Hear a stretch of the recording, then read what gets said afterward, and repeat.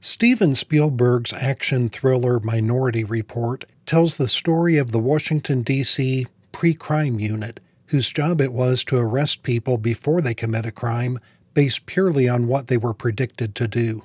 When the movie came out in 2002, it was classified as science fiction, but if it were being released today, it might better be described as a documentary.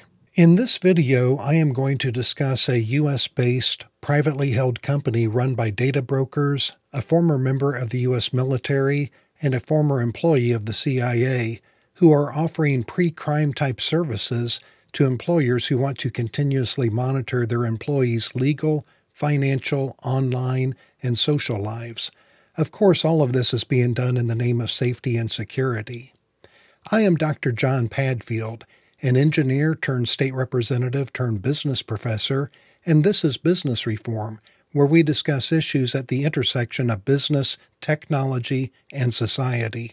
I have worked as a consultant for numerous clients, including law enforcement agencies, and several organizations I cannot discuss due to non-disclosure agreements. One of my clients required me to undergo a thorough background check that included me having to submit my fingerprints to a 3-letter agency. This was a requirement because of the sensitivity of the data I would be working with for that client. I really wanted to lead that project for that client, and I have nothing to hide, so I consented to undergo the background check. I passed the background check, successfully completed the project, and went on to lead 2 more additional projects for that client. But I will never accept work from a client who requires me to consent to the dystopian continuous surveillance conducted by ClearForce. ClearForce was founded in 2015, and they specialize in monitoring the personal lives of employees to predict when they may become a security risk so companies can deal with them before they do anything wrong. I think it is time to update the worn-out cliché, if you aren't doing anything wrong, you may still get fired for what you might do. According to their website, ClearForce's patented Resolve platform, quote, proactively identifies potential threats before they become a problem. Human risk signals across multiple sources are reported in real time. Discovery and resolution are automated with learning intelligence.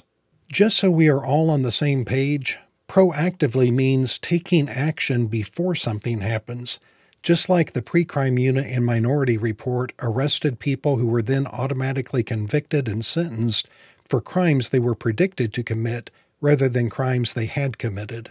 Again, quoting from their website, one-time background checks are not enough.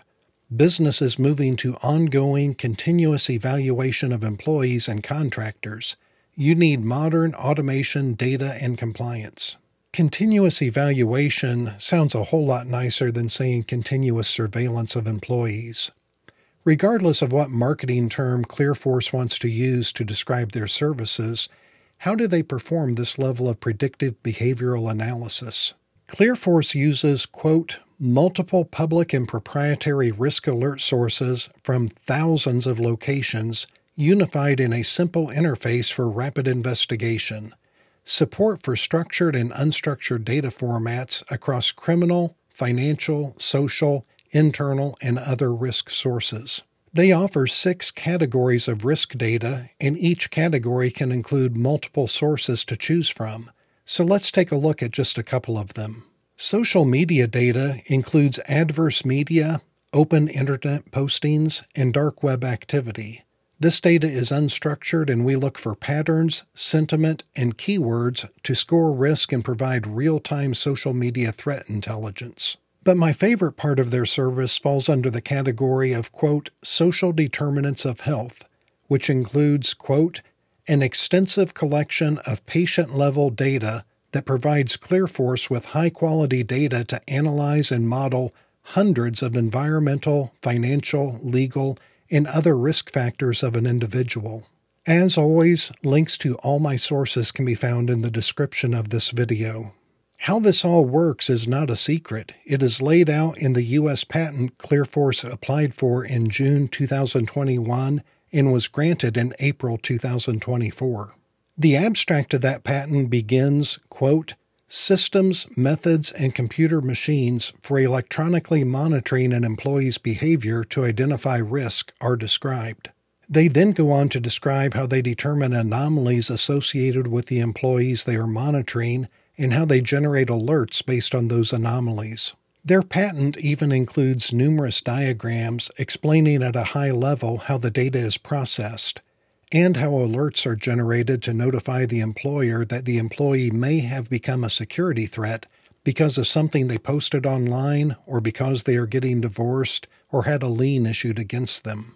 Their patent even includes a nice diagram showing dashboards of which employees are deemed to be a risk and why. This company is collecting a tremendous amount of extremely sensitive personal data on their clients' employees from what they describe as, quote, thousands of locations. You may be wondering, how did they get access to all this data and who is behind all of this? To answer both questions, let's turn our attention to the people leading this company, their board of directors. We will start with Dan Adams. In January 2016, Dan Adams assumed the role of president of Equifax Global Consumer Solutions. Previously, Dan was president of Equifax Consumer Information Solutions, which provides consumer information and insights, specifically in the area of risk management. Prior to this role, Dan was responsible for Equifax North America Information Services. So ClearForce's first listed board member is a longtime data broker from Equifax who specialized in information services and risk management. He served as president over various divisions of Equifax from 2005 through 2020. That means he was serving as president for the 12 years leading up to the 2017 data breach at Equifax that exposed sensitive information on more than 147 million consumers and demonstrated how little control Americans have over their personal data. Equifax was forced to pay $650 million in the largest ever data breach settlement at that time, which works out to $4.42 per victim. But because part of that money went to lawyers, the victims probably received closer to $3 each on average. Then there is board member Harry Gamble. His experience includes serving as the president and CEO of TransUnion from 1992 to 2007. In April 2001, 9 years after Mr. Gamble took over leadership of TransUnion, the company was caught by the Federal Trade Commission illegally selling consumer data to marketers.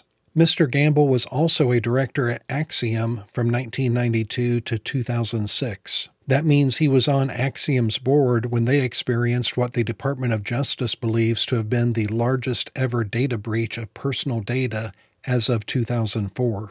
The ClearForce Board of Directors also includes Norman Willix, Jr., who is the former Chief Privacy Officer of LexisNexis. That is the same LexisNexis that was sued for illegally collecting and selling people's personal information in August 2022, and was hit with a privacy class action lawsuit in 2024. And LexisNexis was also sued by New Jersey law enforcement officers in 2024 for violating Daniels Law, a New Jersey law that requires data brokers to remove the personal data of current and former police officers, prosecutors, judges, and their family members.